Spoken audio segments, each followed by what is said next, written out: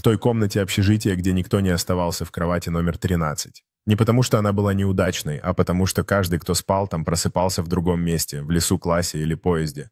Как мечта, ставшая реальностью. Ночью туда лег новый студент. Он проснулся в той же комнате общежития. В безопасности.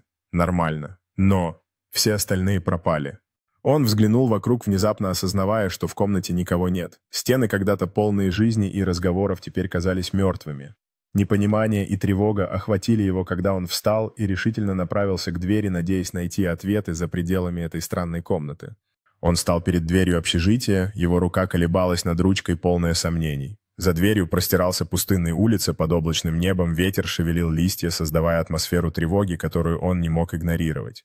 Он вышел на улицу, осторожно делая шаги, его лицо выражало смесь решимости и страха, когда он осматривал тревожное молчание вокруг. Вдалеке в тумане виднелась темная фигура, наблюдающая за новым студентом с зловещей неподвижностью.